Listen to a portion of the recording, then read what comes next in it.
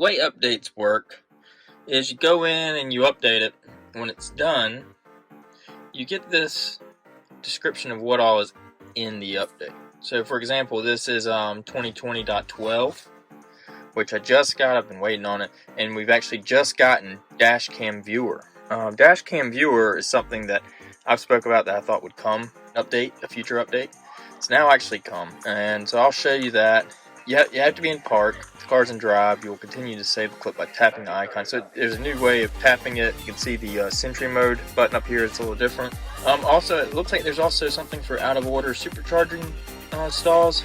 So they now identify the number of out of order stalls. So to view the current availability, tap the supercharger map. 6 of 8 are available, but 1 stall is out of order. So that's a neat new thing, because before what it would have said, it would have said 7 of 8 stalls available, because only 1 stall is actually being used by a Tesla owner. But because there's a stall out of order, it's saying only 6 of 8 are available. So that is a really neat thing. Also, Sentry mode, now, say the light is on, turn that back on, you click it once. You can save the footage, because it used to be you'd click it, or it would save the footage. Now, you click it, you can save, or you can launch the viewer. Oh, so I'm showing footage. I thought this was a live view. So this is a April 2nd, 2020 Sentry mode. And so here's the rear, it's got the front up there, it's got the left, and it's got the right. You can click here, and you can actually go through the different ones. So you have Sentry. And so we have it here while we were at Trader Joe's. There's Trader Joe's. And you can see all of them simultaneously, which is really nice, because before you would have to click on each individual one. You can go look at my Sentry mode for new Tesla owners video. This makes things a lot nicer. Rear camera, you can see somebody coming here, and then you can switch over here. You can still see them in the rear camera. It's active. That's a really nice feature to have there. This is the one that I had from where the guy almost ran me off the road. This is actually when that happened. So what happened here, this is 10 minutes long, video footage, 10 minutes long.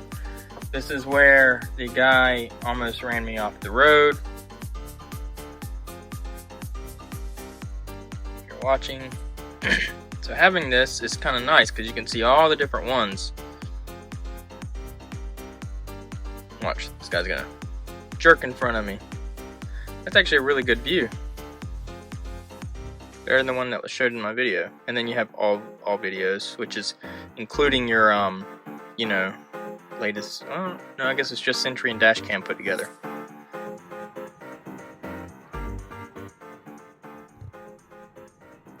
So another update that came with this software update was Autopilot was supposed to get a little tweaks and things.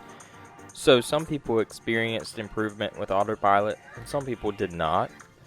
I'm one of those people that actually did experience some improvement. As you can see here, my car was starting to do a little bit of the ping-ponging with the last update that I got, which was also a 2020 update, but it was not the 2020.12, it was the 2020.4, I believe. And my car was ping-ponging. If you were going around curves, you would actually, it would jerk you some, and it didn't feel quite as safe as what Autopilot always does feel. So I was glad to see in this update that there was some tweaks to Autopilot, and it seems to be very smooth again. I wouldn't say it's necessarily any better than it has been in the past before the last update, but it is back to the way it was, where it's very smooth, it's very comfortable, and I can go back to using it on a regular basis.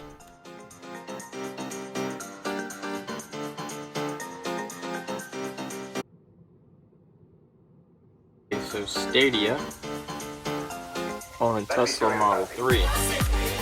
It looks like the browser is now supporting, but the controller does not seem to work. So yeah, the controller doesn't seem to work. That was an Xbox One controller. Here I am, I actually decided to turn on Cuphead and just confirm the controller is actually working. Which what you'll see here, I can move the options up and down. So I leave the game, go back to Stadia.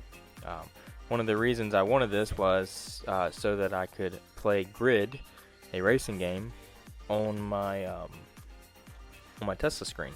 So started out with this Xbox One controller, tried a couple of things, made sure I was connected to the internet, and then decided to try a much smaller game, Guilt. So here you can see Guilt's running. It's giving me some issues, but it does actually start to run, and it starts looking for a mouse input, it seems.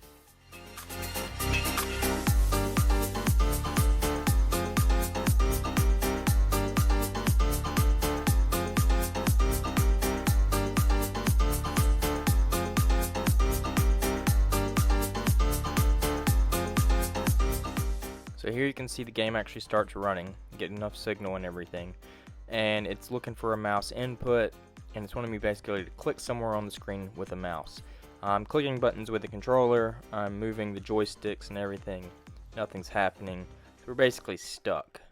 So the next thing I'm thinking is to try the Stadia controller, since I happen to have one.